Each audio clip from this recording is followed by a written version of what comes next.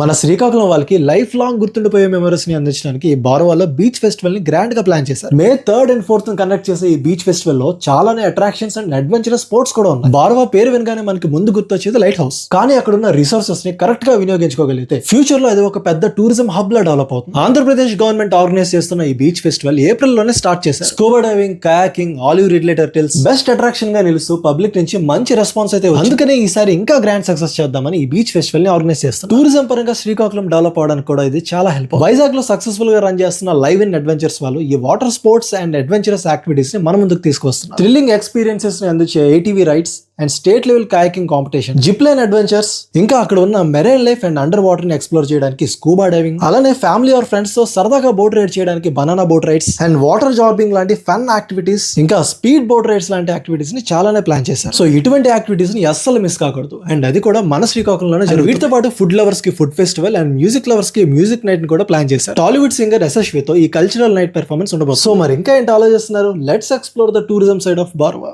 And మా శ్రీకాకుళం గురించి మరింతగా తెలుసుకోవాలంటే శ్రీకాకుళం వెదర్మ్యాన్ పేజ్ ని ఫాలో అయిపోండి.